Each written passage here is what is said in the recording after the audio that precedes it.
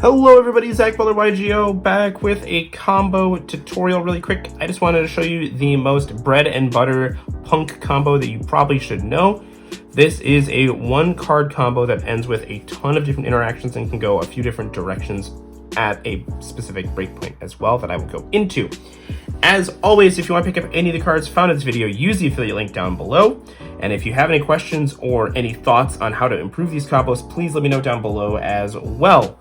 But let's just jump right into it. This is going to be Ogre Dance plus 4 blanks. So we're going to go ahead and activate our Ogre Dance, which is going to add the almond to our hand. Now, obviously, this combo is assuming we don't get interrupted.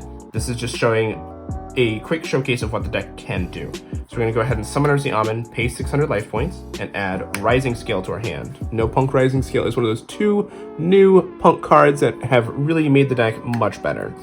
Go ahead and banish your Ogre Dance to special summon Rising Scale, which will then trigger its effect to special summon Yu-Gi-Oh! Punk Shirakusai from the deck. Go ahead and synchro summon with the two monsters, leaving the Shirakusai in the field for Amazing Dragon. Amazing Dragon is then going to activate to bring back the Rising Scale. Now this is the nib checkpoint. This is summon number 5, and if your opponent doesn't nib you here, you are actually nib proof for the rest of the combo, because go ahead and overlay into Punk Jam Fever. This is the other new monster that gives the deck so much power. It is an effect negation. It is also a draw effect, which is pretty crazy. So now we can go ahead and pay 600 for Shirakusai's effect to fusion summon into Rising Scale, or Rising Carp. You need to go ahead and use Rising Carp's effect, and you're going to summon from the deck Deer Note as well as Wogon. Go ahead and use the Wogon's effect, paying 600 more to add Jam Extreme Session to our hand, which we're then immediately going to activate because we're going to go ahead and synchro summon into a Jam Dragon Drive. On summon, you're going to use Jam Dragon Drive's effect as Chainlink 1, and Deer Note is Chainlink 2, and you're actually going to target your Rising Scale. So you're going to bring back your Rising Scale. Jam Dragon Drive is going to resolve, adding Madam Spider to hand. And now on a new chain, the Extreme Session will draw a card, so we'll go ahead and just draw this random card here. And this can be anything, obviously. And so then from here, you're going to go ahead and banish your Almond from grave to summon Madam Spider. Use Madam Spider's effect to draw, or to search out the Dangerous Gabu, which will then trigger the Extreme Session one more time to draw yet another card. So we are now locked and loaded. We have 7 cards in hand and a full field. So you can go ahead and use the Madam Spider as well as the Jam Dragon Drive for either an IP Masquerena or part 2 of our combo. For part 2 of the combo, I had mentioned you can go into IP Masquerena or something else, which is going to be Moon of the Closed Heaven. You're going to go ahead and use your Moon of the Closed Heaven to go into your Fiendsmith Requiem, which then, of course, you will send to the graveyard, summoning your Lacrima the Crimson Tears from deck to send Engraver from deck as well. Then you can go ahead and use your Fiendsmith's Requiem to equip, and you're going to summon your copy of Necroquip Princess using the Lacrima as well as the Fiendsmith's Requiem. Go ahead and activate Engraver, putting back Moon of the Closed Heaven to special summon back Engraver, and you're going to overlay those two for DDD Wave High King Caesar. Then you're going to set your Dangerous Gabu, and that is good enough. You have 6 cards in hand. You have a Dangerous Gabu, which is an effect negation, as well as life point gain. You have Rising Scale, which if your opponent activates the effect of a monster 2500 or more attack, you can Book of Moon that monster. You also have Jam Fever, which is an effect negation, and I believe I mentioned Caesar, which is going to be 2 summon negations, and then you also have Lacrima to bring back Requiem. So off of just one Xiamen, you have 1, 2, 3, 4, 5, 6 interactions, minimum, not counting the 6 cards in hand. That is quite an incredible bit of power that this deck has. But let's go ahead and shuffle up a random hand and see what we can do. Alrighty, we're giving this deck a good shuffle because it was sorted out for that combo before. But let's just see really quick what this deck can do, assuming that we're playing against somebody who doesn't open any interaction, unfortunately, for them. So we'll go ahead and give this deck a quick cut here. And let's see what our opening hand consists of. It is a Rising Scale, so that's already a good card. Wogon, not the greatest draw, but that's alright. Fulos, Droll and Lockbird, and Almond. So that actually took this hand from being not great to pretty incredible. So I think we'd go ahead and normal summon Almond. Ooh, actually, no, there's 2 different ways you can do this. I think I would start with log on, and I'd pay 600, and we're going to go ahead and add Jam Extreme Session to hand. The reason for this is that way if we do get trolled, we already have the ability to extend with an extra body through the Jam Extreme Session as well as the Rising Scale. Go ahead and activate our Jam Extreme Session, and we're just going to go right away and link into our copy of Salamangreat Almirage.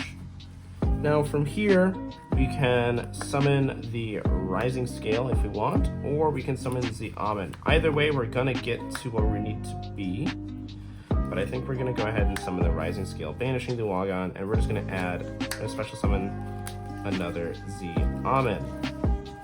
This way we also haven't used our Extreme Session yet, which is gonna be really good.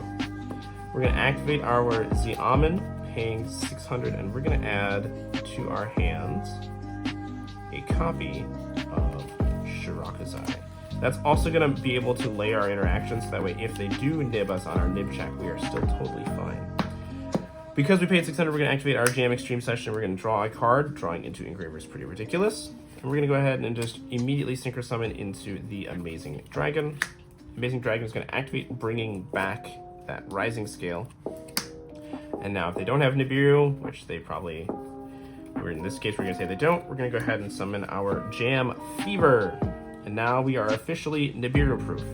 So from there, we can actually banish the Z Almond to special summon Shirakazai from our hand. Activate Shirakazai's effect.